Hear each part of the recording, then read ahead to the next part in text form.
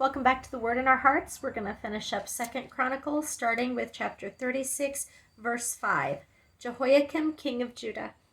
Jehoiakim was 25 years old when he became king, and he reigned in Jerusalem 11 years. He did evil in the eyes of his God. Nebuchadnezzar, king of Babylon, attacked him and bound him with bronze shackles to take him to Babylon. Nebuchadnezzar also took to Babylon articles from the temple of the Lord and put them in his temple there. The other events of Jehoiakim's reign, the detestable things he did, and all that was found against him are written in the book of the kings of Israel and Judah. And Jehoiachin, his son, succeeded him as king. Jehoiachin, king of Judah.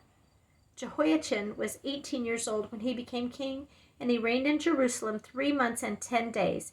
He did evil in the eyes of the Lord. In the spring, King Nebuchadnezzar sent for him and brought him to Babylon, together with the articles of value from the temple of the Lord, and he made Jehoiachin's uncle Zedekiah king over Judah and Jerusalem.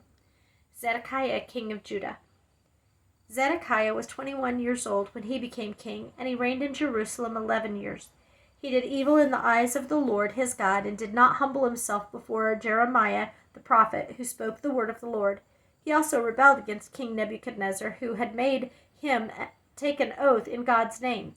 He became stiff-necked and hardened his heart and would not turn to the Lord, the God of Israel.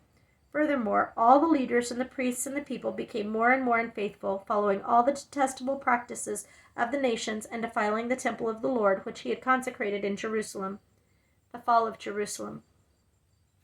The Lord, the God of their fathers, sent word to them through his messengers again and again, because he had pity on his people and on his dwelling place. But they mocked God's messengers, despised his words, and scoffed at his prophets, until the wrath of the Lord was aroused against his people, and there was no remedy.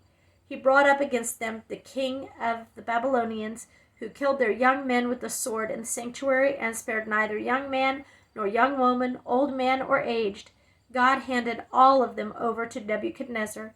He carried to Babylon all the articles from the temple of God, both large and small, and the treasures of the Lord's temple, and the treasures of the king and his officials. They set fire to God's temple and broke down the wall of Jerusalem. They burned all the palaces and destroyed everything of value there. He carried into exile to Babylon the remnant who escaped from the sword, and they became servants to him and his sons until the kingdom of Persia came to power. The land enjoyed its Sabbath rests. All the time of its desolation it rested, until the 27 years were completed in fulfillment of the word of the Lord spoken by Jeremiah. And the first year of Cyrus, king of Persia, in order to fulfill the word of the Lord spoken by Jeremiah, the Lord moved the heart of Cyrus, king of Persia, to make a proclamation throughout his realm and to put it in writing. This is what Cyrus, king of Persia, says.